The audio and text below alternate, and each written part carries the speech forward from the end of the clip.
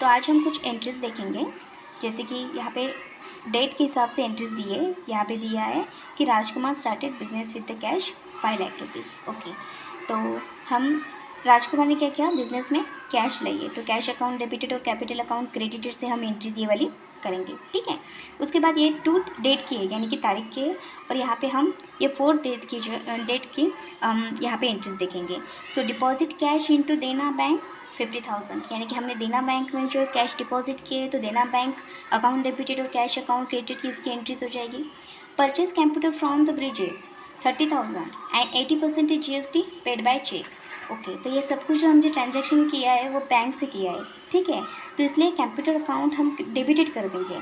क्यों डेबिटेड कर देंगे, क्योंकि परचेस किया है, पैसे गए और कंप्यूटर आ गया, तो computer account debited, cash account हम क्रेडिट कर देंगे। ठीक है, लेकिन इसकी तरफ से हम GST दोनों तरफ से 80% GST दे देंगे।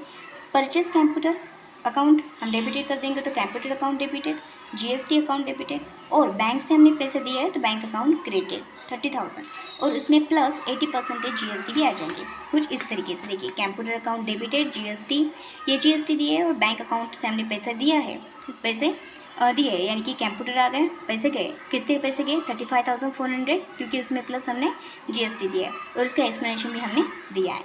इसके बाद देखेंगे कि कैश सेल, यानी कि हमने सेलिंग की है, कैश आ गए, तो कैश अकाउंट डेबिटेड और सेल्स अकाउंट क्रेडिटेड 90,000। ठीक है, goods sold on the credit, यानी क्रेडिट पे हमने गुड्स सोल्ड किया है टू गणेश। ओके, गणेश जी को ₹10,000 एंड डिस्काउंट भी दे दिया है, तो इसकी एंट्रीज क्या हो गई, तो गणेश अकाउंट डेबिटेड। ठीक है, गणेश अकाउंट डेबिटेड और क्रेडिट पे दिया है। तो हमारी तरफ से सेलिंग भी की है, तो गणेश अकाउंट डेबिटेड और सेलिंग अकाउंट क्रेडिटेड। 10,000 नहीं आएंगे क्योंकि डिस्काउंट दिया है, तो 5 जो परसेंटेज माइनस करके 9,500 ही आएंगे। कैसे, देखिए इस तरीके से कि Ganesh account debited, sales account credited, और इसका एक्सप्लेनेशन लिखेंगे, और 9,500 लिखेंगे, क्योंकि 10,000 इसलिए नहीं आएंगे क्योंकि हमने 5% डिस्काउंट दिया है।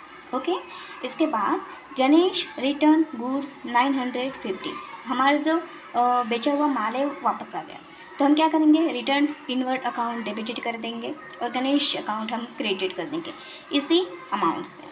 Goods taken by Rajkumar for his personal use यानी क्या किया, ड्राइंग किया, सो ड्राइंग अकाउंट डेबिटेड। क्या हो गया यहाँ पे, ड्राइंग अकाउंट डेबिटेड किसने किया, राजकुमार ने किया, तो प्रोप्राइटर का अकाउंट हम क्रेडिट कर देंगे। ठीक है, अमाउंट लिख कर।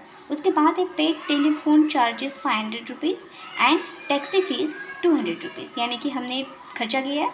एक्सपेंसेस अकाउंट हम डेबिटेड करते हैं, तो टेलीफोन चार्जेस और टैक्सी डेबिटेड कर देंगे, कैश अकाउंट हम क्रेडिट करेंगे। ठीक है, so paid transport charges 5,000 rupees and 5% GST।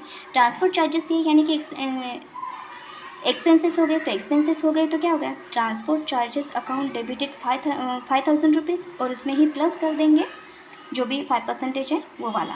कि देखो, transport charges account debited 5,000 rupees, GST भी दे दी 125, इसकी टोटल करके यहाँ पे देखिए, कैश से दी इसलिए करके कैश अकाउंट हम क्रेडिट कर देंगे, और जो भी एक्सप्लेनेशन है वो यहाँ पे लिखेंगे। तो ये हो गया हमारी एंट्रीज।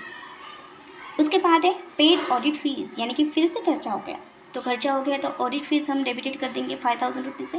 कैश से दिया या फिर चेक से दिया तो हम बैंक अकाउंट क्रेडिट कर देंगे।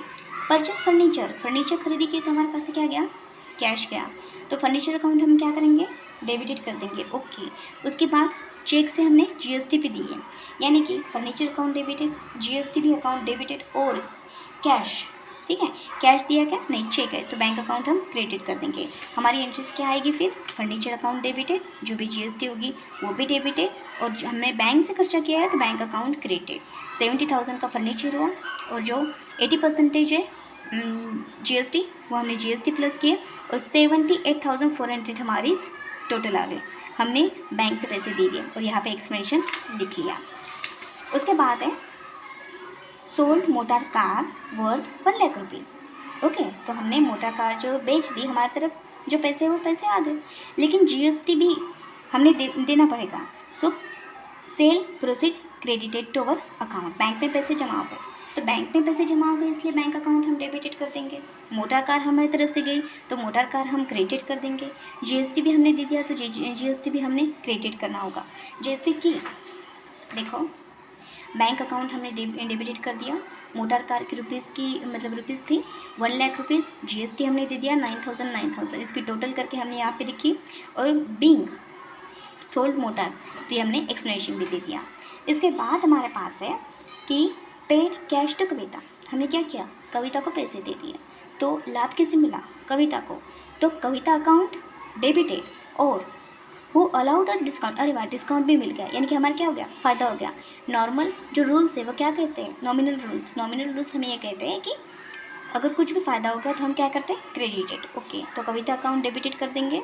और ये जो cash account, paid cash to the Kavita 15,500। Okay, वो अलाउड ऑल्सो डिस्काउंट 500 रुपीज़। तो इसकी जो एंट्रीज है वो आ जाएगी कि Kavita account debited, cash account credited, और हमें डिस्काउंट जो है वो मिल गया था, रिसीव हो गया। तो डिस्काउंट अकाउंट हम क्रेडिट कर देंगे, जैसे कि यहाँ पे कविता अकाउंट 16,000 रुपीज़, जैसे कि कैश हो गई 15,500, डिस्काउंट हो गया 500 रुपीज़, टोटल करके यहाँ पे लिखी, और ये एक्सप्लेनेशन भी हो गया। तो इस तरीके से हमारी एंट्रीज जो है वो हो गई। Thank you.